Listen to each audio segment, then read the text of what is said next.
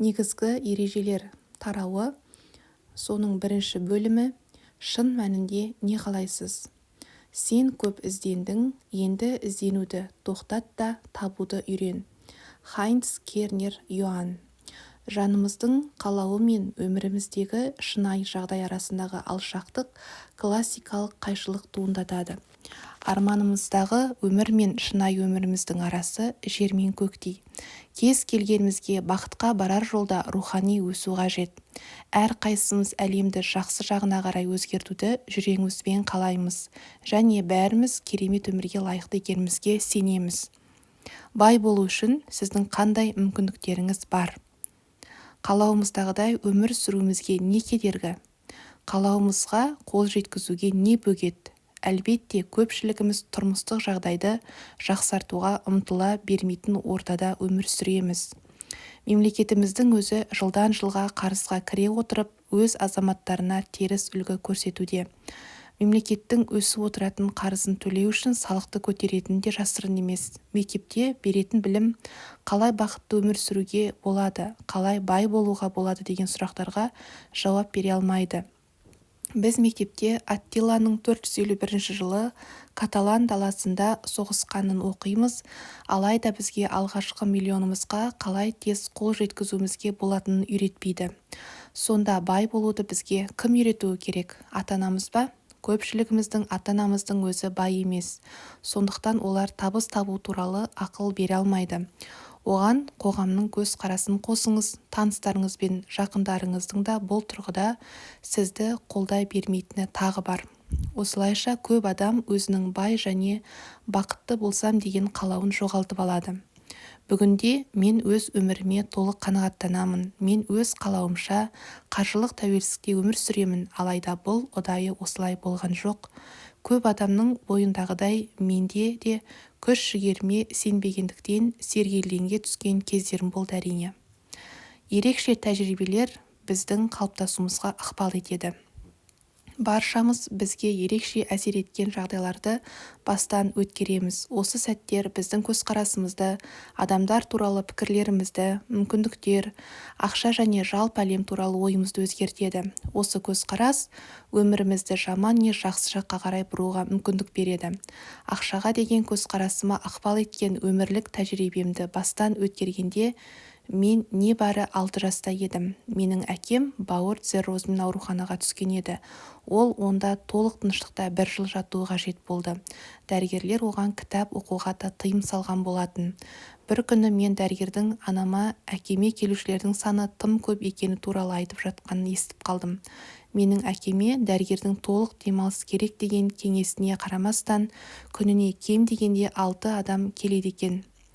Осылайша біз әкемнің ауруханада жұмыс істеп жатқанын білдік. Ол адвокат болатын, оның негізгі төленетін жұмысымен қатар өзі кедейлерге арналған практика деп атайтын қосымша жұмысы да бар еді.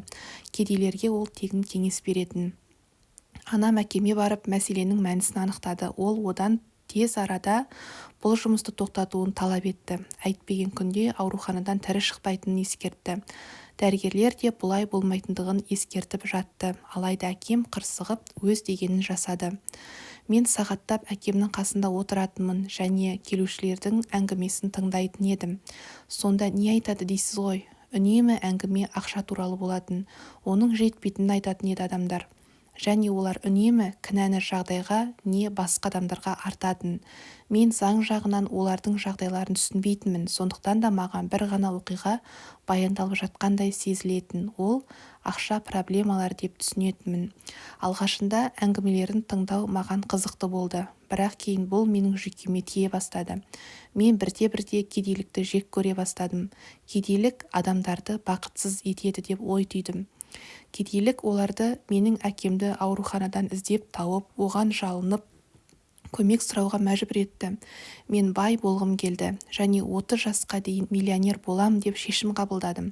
Шешім қабылдап қана қою жеткіліксіз әрине, бірақ бұл менің табысқа жету тарихымның бастауы емес. Мен 30 жасымда мақсатыма жетсем де, одан 5 жыл бұрын мен қарызға батқан, 18 килограмм артық салмағы бар, өзіне өзі сенбейтін адам едім.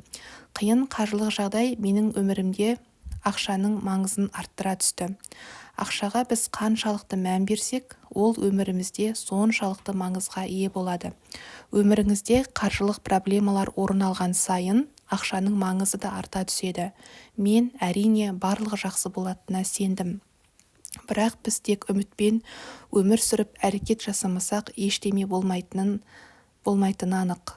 Үміт деген интеллектіні тыныштандыратын құрал, керемет өзін-өзі алдау.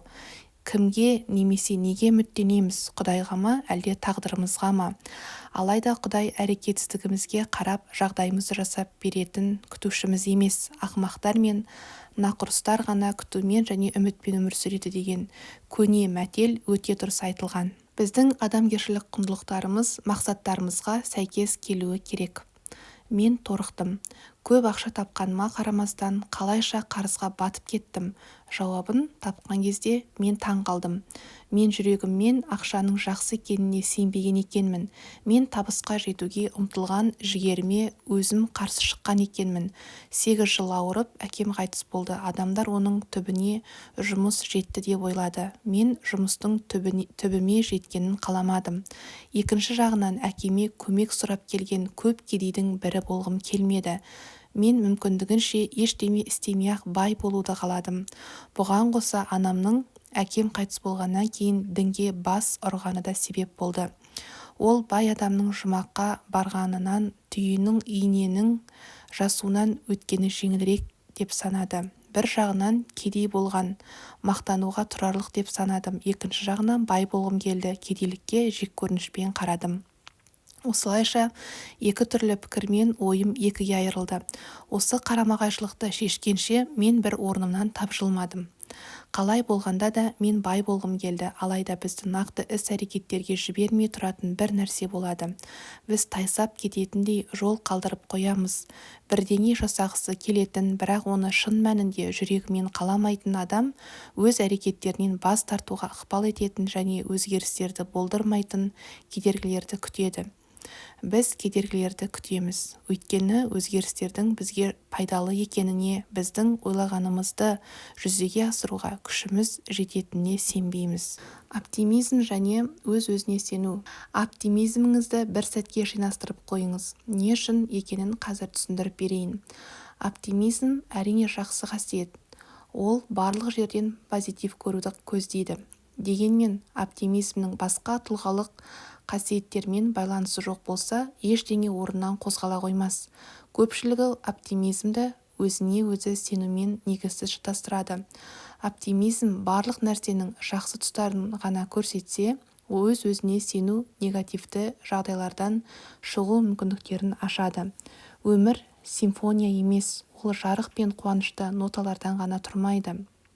Онда қара ноталарда кездеседі. Өзіне сенімді адам қиын жағдайлардан қорықпайды. Өзінің өткенінен сабақ алған адам өз-өзіне сенімді болмақ. Өзіне сенімді адам оны ешкімнің тоқтатуына жол бермейді, өйткені ол барлық кедергіні жеңіп шығатынына толық сенімді. Ол оны жиі дәлелдейді. Қысқа уақыт ішінде өз-өзіне сенуге қалай қол жеткізуге болатынын сіз 3-ші бөлімнен оқи аласыз. Сіздің ақшаңыз ең алдымен өз-өзіңізге сенуді дамыту үшін қажет. Ақша ақталмаған оптимизм үшін келмейді. Сіздің байлығыңыздың мөлшері әдемі әңгімемен емес, нақты санмен өлшенеді. Демек, өзіңізге сенімді болғыңыз келсе, қаржылық жағдайыңызды реттеп алуыңыз қажет. Сіздің ақшаңыз сіздің өмірде көп нәрсеге қол жеткізе алатыныңызға дәлел болуы керек.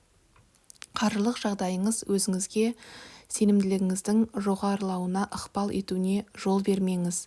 Ондай жағдайда аянышты тіршілік кешетініңіз айдан анық.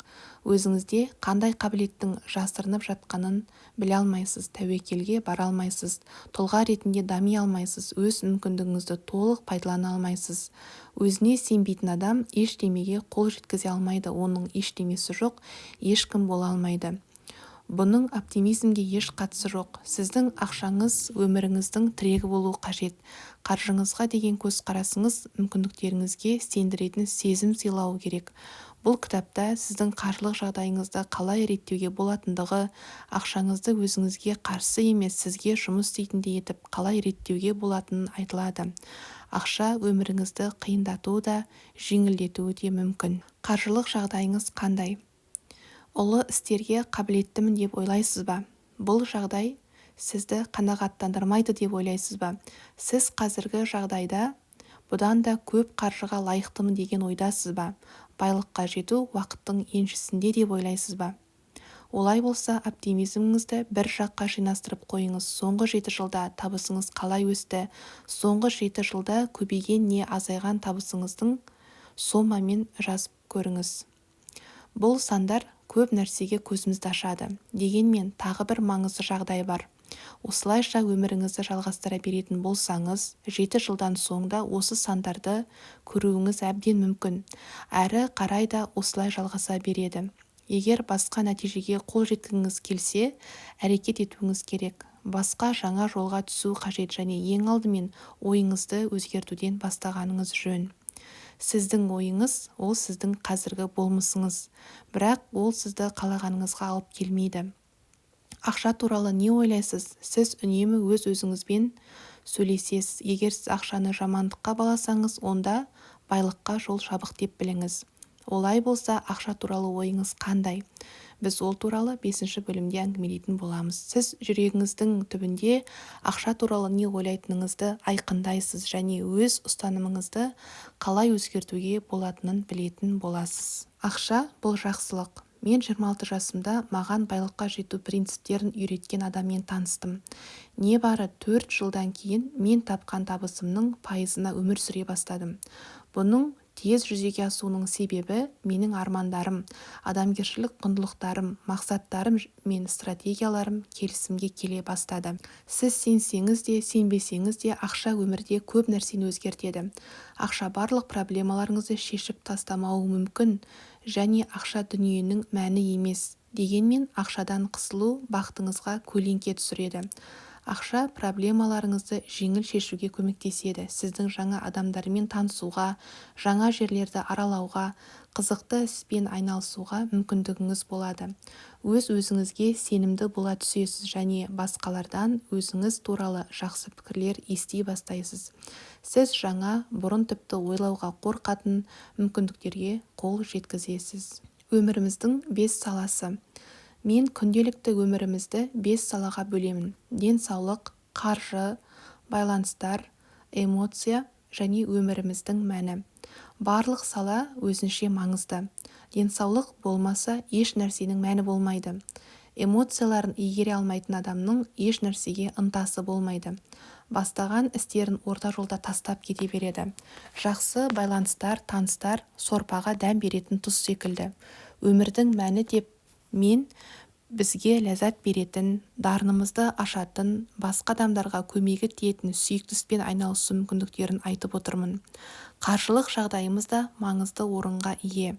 Сіз ақша үшін өзіңіз жек көретін іспен айналыспауыңыз керек. Демек, қаржылық тәуелсіздік бәрімізге қажет. Өміріңіздің 5 саласын қолыңыздың 5 саусағымен салыстырып көріңіз. Қаржы сіздің ортаңғы саусағыңыз, оны біреу балғамен қойып қалды делік. Сіз ештеңе етпес, бұл небәрі 1 саусақ, менде әлі 4 бар дейсіз бе? Әлде шырқырап, ауырған саусағыңызбен айналысып кетесіз бе? Өмірдегі 5 саланың бір-бірімен келісімде болғаны маңызды, және сіз оларды жетілдіріп отыруыңыз қажет. Ақша проблемасы бар адам тепе-теңдікке қол жеткізбеген жан. Ақшаның жоқтығы барлық салаға көлеңке түсіріп отыратыны сөзсіз. Ақша өмірлік баланстағы маңызды элемент. Сіз адамдардың көпшілігі өздеріне ұнамайтын іспен не үшін айналысатынын білесіз бе? Өйткені оларға ақша жетпейді. Адамдар өздері жақсы көретін іспен айналыспайды, өйткені олар одан қалай ақша жасау керектігін білмейді. Бірақ өзі жек көретін жұмыспен айналысып, көп ақша тапқан әлі ешкім жоқ. Адамдар ақшаның жеткіліксіздігінен өзіне ұнамайтын іспен айналысып, аз ақша табуын жалғастыра береді. Проблеманың шешімі мынадай. Өзіңіздің сүйікті хоббиіңізбен шұғылданыңыз да, сол арқылы карьера жасаңыз. Алайда ең алдымен сізге шын мәнінде не ұнайтынын және қай салада дарыныңыздың бар екенін біліп алғаныңыз дұрыс. Бірнеше жылдар бұрын мен Нью-Йоркте өте бай адаммен таныстым.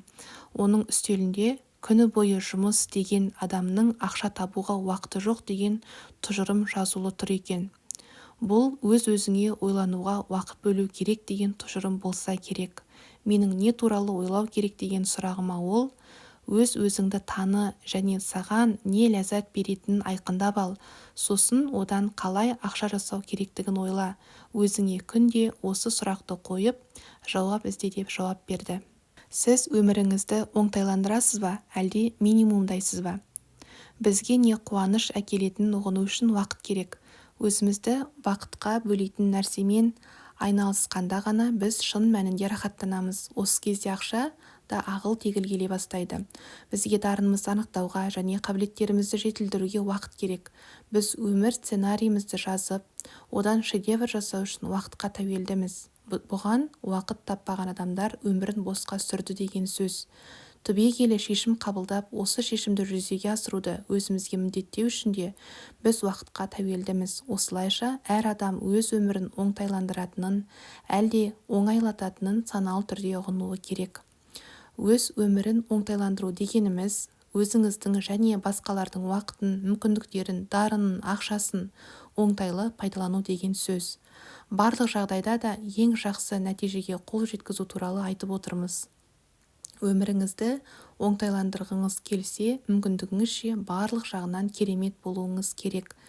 Адамдардың көпшілігі өмірде ойлана бермейді де өз өмірін минимумдайды. Ондай адамдардың ұраны күнім өтсе болды. Олар үшін жұмыс аптасы демалыс күндер арасындағы үзіліс болып табылады. Олар ісінен ләззат алу үшін емес, ақша табу үшін жұмыс істейді. Олар дарынын аша алмайды, мүмкіндіктерін көре алмайды. Жоспарлау альфа және омега болып табылады. Кейбір адамдар өміріне қарағанда бір айлық демалысын керемет жоспарлап қояды. Екі мүмкіндік бар екенін есіңізде сақтағаныңыз жөн. Не өміріңізді өзіңіз жоспарлайсыз, не сіз үшін оны біреулер жасайды. Кейбір кісілер өмірін жоспарлауға талпынып, сәтсіздікке ұшыраған. Бір күні бір кісі өмірімді жоспарлаған сайын келеңсіз жағдайларға тап бола берем. Сондықтан жоспар құруды тоқтаттым. Сәйкесінше келеңсіз жағдайлар да мені мазалауын қойды деген екен. Алайда мұның себебі өте қарапайым. Адамдардың көпшілігінің жоспарын жүзеге асыра алмауының себебі олар өз армандарын, мақсаттарын, адами құндылықтары мен стратегияларын бір арнаға тоғыстыра алмайды. ақш-тың Джорджия университетінің профессоры Томас Стенли 20 жыл бойы бай адамдардың өмірін зерттеген. Байлардың армандары, мақсаттары, адамгершілік құндылықтары мен стратегиялары келісімде жұмыс істегендіктен олар әлемдегі өз-өздеріне көңілі толған адамдар деген тұжырымға келген. Армандар, мақсаттар, адамгершілік құндылықтар және стратегиялар байлықты жасауға қажетті әрекеттердің іргетасы болып табылады. Өмірдегі іс-әрекетіңіз қатаң тәртіпке байланысты емес, осы арман, мақсат, рухани құндылық және стратегияларыңызға байланысты. Келесі бөлімдерде біз осы ұғымдарды қарастыратын боламыз. Айталық, сіз 7 жыл ішінде байлыққа қол жеткізу үшін іргетасты қалай бастайсыз? Жоғарыда аталған 4 күшті біріктіре білсе, адамның таңғажайып қабілеттері ашыла бастайды. Яғни ол армандар, мақсаттар, адамгершілік құндылықтар және стратегиялар. Сіздің армандарыңыз сізді бақытқа жетелейтін нұсқаушыңыз болып табылады. Егер сізде ақша мен уақыт жеткілікті болған жағдайда не істейтініңізді ойланыңызшы. Сіздің көптеген арманыңызды орындау үшін ақша керек екенін біліп таң қаласыз. Сіздің мақсаттарыңыз.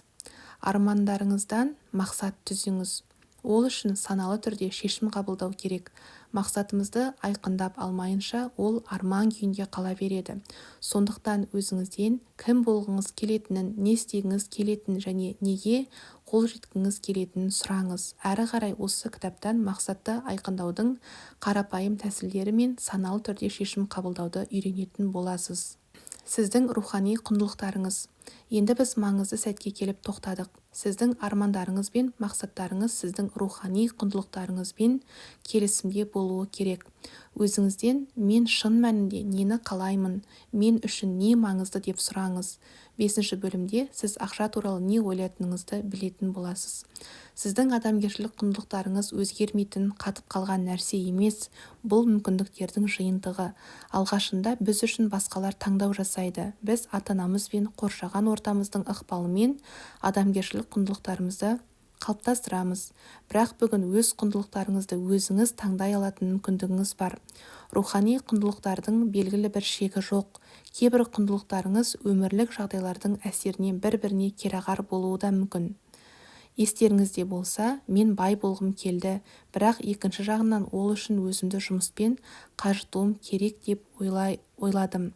Егер біздің құндылықтарымыз бен мақсаттарымыз бір мезгілде екі жаққа тартатын болса, біз бір орнымыздан жылжымаймыз. Сондықтан да құндылықтарымыздың мақсаттарымызға сәйкес келуі маңызды. Оған қалай қол жеткізуге болатындығы 5 бөлімде айтылады. Қандай адамгершілік құндылықтарға өзіңізді басқаруға ерік беретініңіз туралы саналы түрде шешім қабылдағанда ғана өз өміріңізді бақылай аласыз. Сіздің стратегияларыңыз. Егер армандарыңыз, мақсаттарыңыз бен рухани құндылықтарыңыз келісімде болса, онда сізге дұрыс әрекет ету үшін стратегия ойлап табу керек. Сізді бай ететін стратегияларды осы кітаптан таба аласыз. Осы стратегияларға шамалы шолу жасағым келіп отыр. Сізге жоспарларыңызды жүзеге асыру үшін және оған қажетті қабілеттерді қалыптастыру үшін білім қажет. Өзіңіз армандаған ақшаға қалай қол жеткізуге және табысыңызды қалай көбейтуге болатындығы туралы 7 бөлімнен оқи аласыз. 8 бөлімде сіз ақшаңызды қалай сақтау керек екендігін білетін боласыз. 9-10-11 бөлімдерде ақшаны қалай көбейтуге болатындығы айтылады. Қаржылық мақсаттарыңызды қалай жоспарлауға болатыны 12 бөлімнен білетін боласыз. Соңында біз сіздің жоспарыңыздың жүзеге асуына көмектесетін боламыз. Сізге қалай бай болу керектігін үйрететін адам керек. Ондай адамды қалай табу қажеттігі 13 бөлімде баяндалады. Онда сізді мақсаттарыңызға жетелейтін және сізді соңына дейін қолдап отыратын оңтайлы ортаны қалай жасауға болатындығын білесіз. Бұл да соңы емес. 14 бөлімде табыс пен бақыттың айырмашылығы айтылады. Сіз қалағаныңызға қол жеткізгенде ғана табысқа кенелдіңіз деп есептелесіз. Сондықтан да мен сізге ақшаңызды тиімді жұмсауға көмектесемін. Ең алдымен байлыққа жету үшін не қажет екенін біліп алайық. 3 бөлімде нағыз ғажайыпқа қалай тап болатыныңызды айтатын боламыз. Бай болу оңай сияқты. Олай болса өзімізден бай адамдар неге аз деп сұрайықшы. 4 бөлімде осы сұраққа жауап табасыз. Келесі бөлімде байлық пен бақытқа қол жеткізетін өте маңызды тұжырымдаманы талқылайтын боламын. Біз өмірімізді толық бақылауға алмайынша жағдайлардан зардап шеге беретін боламыз.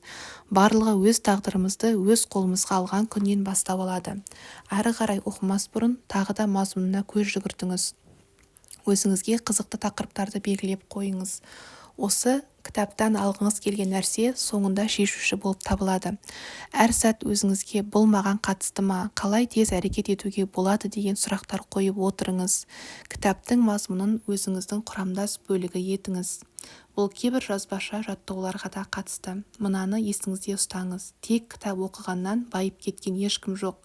Күш білімде емес, сол білімді қолдануда. Олай болса, сізді бай адам етуге кірісейік, сіз 7 жылдан кейін бай бола аласыз, мүмкін одан да бұрын. Негізгі идеялар. Ақшаға біз қаншалықты мән берсек, өмірімізде соншалықты маңызға ие болады. Өміріңізде қаржылық проблемалар орын алған сайын, ақшаның маңызы да арта түседі. Біздің адамгершілік құндылықтарымыз және мақсаттарымыз бір-бірімен келісімде болуы керек. Олай болмаған жағдайда біз бір орнымыздан жылжымаймыз. Оптимизм барлық нәрсенің жақсы тұстарын көруге мүмкіндік береді. Өз-өзіңізге деген сенім өмірдің келеңсіз тұстарында жүрегіңізге сенім ұялатады. Өзіне сенуге болатынына өткенінен дәлел келтіре алатын адам өзіне сенімді адам. Сіздің ойыңыз сіздің қазіргі болмысыңызды қалыптастырды. Бірақ ол сізді сіз қалаған жерге жетектеп апара алмайды.